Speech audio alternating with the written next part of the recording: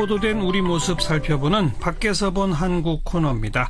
국제문제평론가 임상훈 씨 어서 오십시오. 네, 안녕하십니까? 네, 문재인 대통령의 방미, 한미 정상회담 외신들도 다들 보도하고 있죠. 네, 그렇죠. 미국 언론, 중국 언론, 일본 다들 언론들이 관심을 많이 보이고 있더라고요. 먼저 미국 언론부터 한번 정리해 볼까요? 네, 미국 언론들 역시 우리나라 언론들이 많이 이제 분석을 해놨던 것에서 아주 크게 비슷하겠죠, 그렇죠. 예. 크게 벗어나는 그런 건 없습니다. 우리나라 언론들 워낙 분석 잘 해놓으셨더라고요. 그러니까 이제 크게 우리가 보자면은 여태까지 이제 한미 외교 관계를 찰떡 공조 여기에 이제 많이 맞춰가지고 거기서 벗어나면 어떤 큰일 나는 것처럼 많이 우리가 인식을 하는 경향이 있는데 예. 꼭 그럴 것까지 있냐? 그 두 나라가 안 맞을 수 있는 것. 있다. 근데 특히 이번 같은 경우에는 두 정상의 스타일도 그렇고 외교적으로 조율을 해야 될 사항들이 있다. 이런 분석들이 많이 있었습니다. 예. 먼저 29일자 USA Today 미국 신문이죠. 여기서 예. 어떤 내용도 나온다는 좀 읽어드리겠습니다. 이번 주 백악관에서 한미 정상이 만났을 때 문재인 대통령과 트럼프 대통령이 의견의 일치를 보지 못할 수도 있는 문제들이 산적해 있다. 지난 5월에 취임한 문 대통령은 북한과 김정은에 대해서 덜 대결적인 접근 방식을 취하기를 원한다. 예. 이와 반대로 트럼프 대통령은 김정은의 핵 및 미사일 개발을 저지하기 위해서 경제 제재, 군사 조치 위협을 통한 최대한의 압박을 추구하고 있다. 이렇게 얘기를 하면서 덜 대결적인 접근 방식과 최대한의 압박. 네. 요게 차이가 있다. 그거죠. 네. 이제 조율을 해야 될 거다. 이제 이런 이야기를 하면서 이제 29일, 30일 만나게 되는데 그런 이견을 둘러싼 싸움을 피하는 것이 유익할 것으로 생각할 수 있다. 어떤 우호적인 관계 구축을 위해서 노력을 할 수도 있을 것이다. 이제 이런 예상을 해 놨습니다. 예. 정상회담이라는 게 원래 각자 입장이 있어도 정상회담 자리에서는 별로 이렇게 안 싸우고 네. 절충하는 그런 경우가 많으니까 그렇게 예상을 한 거네요. USA 투데이도. 결국은 그러니까는 그 정상들이라 하더라도 각국을 대표한다 하더라도 어떤 그 개인적인 친분 이런 거를 쌓으면서 또 어떤 좋은 방향이 나오지 않습니까? 흔히. 그렇죠. 네, 그런 이야기를 많이 좀 했던 것 같고 특히 그래서 이제 그 맥락에서 28일자 뉴욕타임스 보도 예. 내용을 보면은 그런 얘기들이 좀 나와 있습니다. 백악관 관계자들은 트럼프 대통령과 문재인 대통령이 개인적인 친분을 형성해서 어떤 갈등이든 완화할 수 있기를 바라고 있다. 그런 이야기를 하면서 트럼프 대통령 이야기를 좀 있습니다. 트럼프 대통령은 사안을 개인화하는 경향이 있다. 즉 다른 정상들과의 친분 그다음에 합의를 이끌어내는 자신의 능력을 강조하는 것이다. 사안을 개인화한다. 네. 예. 그래서 이제 지난 제프리 베이더라고 하는 이제 그 백악관의 현재 그 안보 담당 특별 보좌관인데요. 이런 이야기를 한 것을 이제 실었습니다. 지난 몇 달간에 비해서 우리가 보아온 관계와 비교할 때 더 난항을 겪을 것이다. 그러니까 현 백악관 안보 담당 보좌관이 아니고 오바마 행정부에서 했던 그 인물인데 제프리 베이더. 네. 그러니까 과거에 비해서 더 난항을 겪을 것이다. 이런 예상이 우리도 많이 했었죠. 그런 얘기가 있는데. 근데 이런 얘기도 있습니다. 베이더 역시 전 백악관 보좌관 이야기인데요. 문 대통령이 처음엔 트럼프 대통령과 좋은 관계를 형성하는 것을 바랄 것이다. 바라죠. 그리고 백악관도 분명 이와 같은 것을 원할 것이다. 예. 이렇게 예상을 했습니다. 네. 당연한 이야기겠죠. 싸우러 가는 게 아니니까요. 그렇죠. 예. 그러면서 이제 이런 이야기도 있네요. 역시 같은 뉴욕타임스 신문 안에 있는 내용입니다. 백악관의 일부 인사들의 견해에 따르면은 문 대통령의 당선은 한국에서는 정치적인 대변화와도 같은 것이다. 이는 특히 북한과 지금과 같은 형태의 관계를 형성하는 것을 바라는 청년층 유권자들의 승리이기도 하다. 그러니까 다른 형태의 관계를 바라는 남북 관계가 달라지기를 바라는 네. 청년층 유권자들의 승리이기도 하다. 일부 사람들은 심지어 이를 한국판 브렉시트라 칭하기도 한다. 이런 얘기는 좀 처음 들어보는데 저도 처음 들어봤는데 미국에서는 이런 얘기가 또 나오는 모양입니다. 예. 그런 이야기들이 있고 그다음에 미국의 다른 언론들도 많이 있습니다만은 경제 관련 이야기도 있습니다. 그러니까는 이것은 블룸버그 통신인데요. 28일자입니다. 한국이 트럼프의 무역 위협 잠재하기 위해서 재벌 총수 동행. 이 제목이 괜찮네요. 네.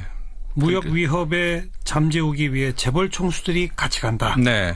그래서 재벌 총수들이 좀 도움을 줄 수 있지 않을까 뭐 이런 예상인데요. 이런 내용들이 있습니다. 이번 주 미국 방문을 앞둔 문재인 대통령이 직면한 과제는 트럼프 대통령이 불만을 갖고 있는 또 다른 협상, 그러니까 2012년 한미 자유무역협정 FTA죠. 여기에 대해서 트럼프 대통령이 문제 삼지 않게 하는 것이다. 예. 과거 이제 그 트럼프 대통령이 그런 얘기를 했었지 않습니까? 그렇죠. 뭐 허럽을 끔찍한 협상이다. 그 한미 FTA를 이끌어서 일방적인 협상이다. 이런 이제 비난을 한 바 있었는데 이제 그 점을 지적을 하면서 근데 이제 블룸버그 통신이 이런 지적도 했습니다. 그러니까 한미 FTA 발효 전부터 한국의 대미 무역 흑자는 2배로 증가했었다. 이제 그런 얘기 지적을 한 바 있고요. 그러니까는 FTA 때문에 갑자기 미국이 어떤 그 불리한 상황으로 갔다는 건 아니라는 그런 이야기를 했습니다. 그러면서 한국 정부는 이번 한미 정상회담이 무역이 아니라 북한의 핵 개발과 관련된 안보 이슈에 초점이 맞춰지길 희망하고 있다. 네. 그러나 한미 정상이 한미 FTA 문제를 거론하지 않고 지나가기는 어려울 것으로 보인다. 이렇게 이제 그 한 전문가의 말을 인용을 해서 이야기를 했습니다. 근데 그래서 이제 아까 제목에서 우리가 봤던 것처럼 재벌 총수들이 도움을 줄 수도 있다. 이렇게 블룸버그 통신이 또 예상을 했더라고요. 미국에 많이 투자하겠다 뭐 이런 걸로 도움을 준다는 거죠. 네, 그렇습니다. 그러면서 이제 많은 그 이번에 그 대통령 대동하고 가는 재계 인사들 많이 있지 않습니까? 그렇죠. 쭉 이렇게 저 나열을 하면서 어떤 인물이다, 어떤 역할을 할 것이다, 뭐 이런 이야기들을 좀 나오기도 했네요. 네. 트럼프의 무역 위협에 잠재우기 위해 재벌 총수가 동행한다. 네. 또 중국 언론들 이야기를 조금 해드릴까요? 네.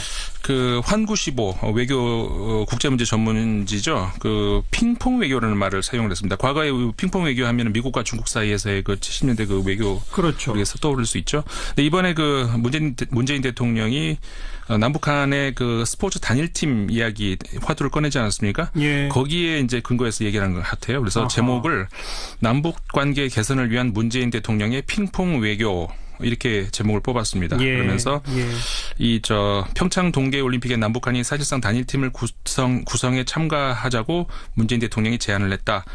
스포츠를 돌파구로 한반도 핵 문제를 해결해 보려는 것이다.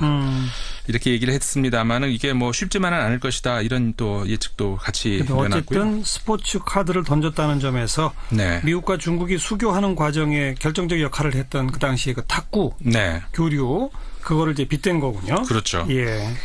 그다음에 중국의 신화망인데요. 이게 신문이 아니라 이제 우리나라식으로 하면 인터넷 이제 뭐라고 할까요? 뭐 그런 그 통신이죠.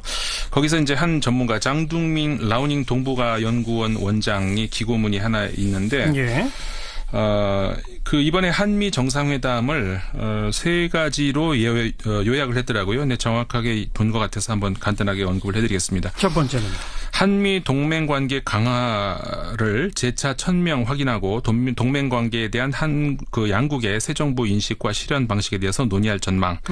이게 첫 번째. 그다음 두 번째는요. 한미 경제 무역 관계의 투자와 무역 문제에 대해서 언급할 전망이다. 세 번째가 이제 대북 접촉, 그다음에 교류 정책 방안에 대해서 두 정상이 언급을 할 전망이다. 이렇게 하면서 한미 양국이 이제 공동 이익을 공유함과 동시에 구체적인 문제에 있어서는 갈등도 존재한다. 한미 정상회담이 양국 간 공통된 인식을 강화할 수 있을지, 동맹 관계와 한반도 정세에 어떤 영향을 미칠지 여론에 관심이 쏠리고 있다. 이렇게 분석을 해놨네요. 중국 언론들은 사드나 이런 것 때문에 조금 민감할 줄 알았는데 일단 아직까지는 좀 담담한 그런 보도네요. 그렇습니다. 물론 이 관련 보도가 저는 비교적 최근 것들만 지금 뽑아왔습니다만은 지난주에도 사실은 많이 나왔었거든요. 상대적으로 지난주에는 중국 언론들이 그 사드 관련 문제들을 많이 좀 다루긴 했었습니다. 근데 이제 그 문재인 대통령이 미국으로 가는 시점 그때 이제 나온 보도들은 상대적으로 그런 거는 조금 덜 나오고, 근데 일단은 결과를 좀 지켜보자 이런 거겠죠. 며칠 지나 보면 또 어떤 다른 보도들이 나올 수도 있을 것 같습니다. 평가하는 게 나오겠죠. 그렇죠. 뭐 일본 언론들도 대체적으로는 비슷한 뭐 예상하는 그런 겁니다. 아사히 신문이 29일자 한미 관계가 삐걱거리는 가운데 트럼프 대통령과 어디까지 문재인 대통령이 보조를 맞출 수 있을지 초점이 된다. 그렇죠. 이런 내용의 그러니까 제목이 한미 정상 사드나 대북 공동 보조 취하나. 이렇게 제목을 해가지고 했고요. 한국 정부는 이번 그 정상 사이에 그 개인적인 신뢰 관계를 구축하는 것이 방미의 최대 목적이다라고 하는 우리나라 정부 관료의 말을 인용을 해서 이번에 뭐라고 할까요? 의미를 자리매김을 하기도 했습니다. 그렇군요. 이번 주말을 지나면 이제 정상회담 결과들이 발표가 될 테니까 그거에 대해서 미국 언론, 중국 언론 또 일본 언론이 어떻게 좀 반응의 차이가 있는지 이런 건 좀 눈여겨볼 필요가 있을 것 같네요. 그렇죠. 이 주말이 지난 다음에 보도들이 좀 우리가 좀 잘 봐야 될 것 같습니다. 그러니 보도된 우리 모습 살펴보는 밖에서 본 한국 코너입니다.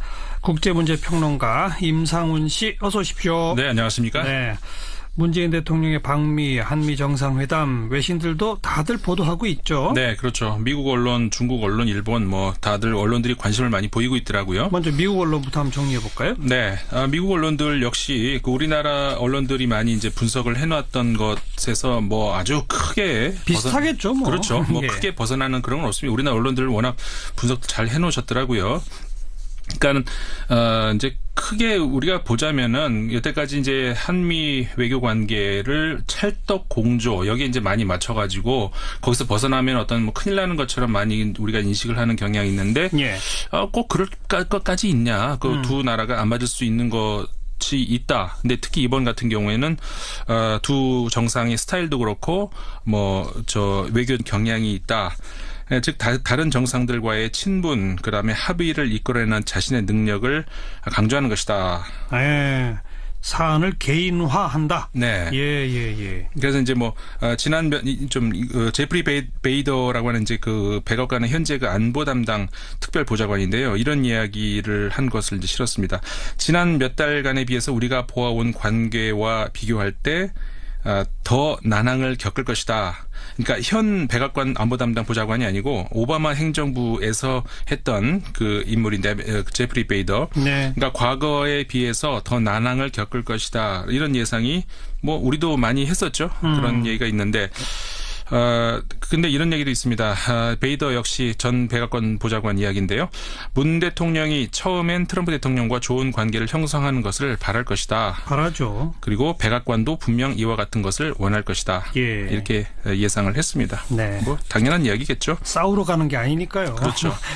그러면서 이제 이런 이야기도 있네요. 역시 같은 뉴욕타임스 신문 안에 있는 내용입니다. 백악관의 일부 인사들의 견해에 따르면은 문 대통령의 당선은 한국에서는 정치적인 대변화와도 같은 것이다. 이는 특히 북한과 지금과 같은 형태의 관계를 형성하는 것을 바라는 청년층 유권자들의 승리이기도 하다. 그러니까 다른 형태의 관계를 바라는 남북 관계가 달라지기를 바라는 청년층 유권자들의 승리이기도 하다. 일부 사람들은 심지어 이를 한국판 브렉시트라 칭하기도 한다. 이런 얘기는 좀 처음 들어보는데. 저도 처음 들어봤는데. 미국에서는 이런 얘기가 또 나오는 모양입니다. 그런 이야기들이 있고 그다음에 미국의 다른 언론들도 많이 있습니다만은 경제 관련 이야기도 있습니다. 그러니까는 이것은 블룸버그 통신인데요. 이십적으로 조율을 해야 될 사항들이 있다. 이런 분석들이 많이 있었습니다. 먼저 29일자 USA Today 미국 신문이죠. 여기서 어떤 내용들 나온다는 좀 읽어드리겠습니다. 이번 주 백악관에서 한미 정상이 만났을 때 문재인 대통령과 트럼프 대통령이 의견의 일치를 보지 못할 수도 있는 문제들이 산적해 있다. 지난 5월에 취임한 문 대통령은 북한과 김정은에 대해서 덜 대결적인 접근 방식을 취하기를 원한다. 이와 반대로 트럼프 대통령은 김정은의 핵 및 미사일 개발을 저지하기 위해서 경제 제재, 군사 조치 위협을 통한 최대한의 압박을 추구하고 있다. 이렇게 얘기를 하면서 덜 대결적인 접근 방식과 최대한의 압박. 요게 차이가 있다. 그거죠. 이제 조율을 해야 될 거다. 이제 이런 이야기를 하면서 이제 29일, 30일 만나게 되는데 그런 이견을 둘러싼 싸움을 피하는 것이 유익할 것으로 생각할 수 있다. 어떤 우호적인 관계 구축을 위해서 노력을 할 수도 있을 것이다. 이제 이런 예상을 해 놨습니다. 예.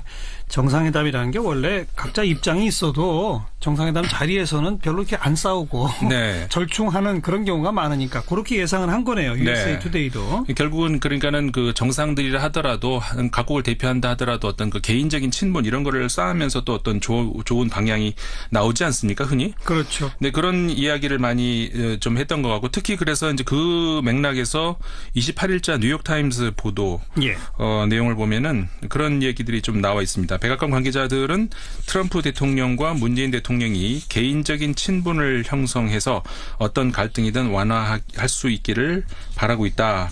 그런 이야기를 하면서 트럼프 대통령 이야기를 좀 있습니다. 트럼프 대통령은 사안을 개인화하는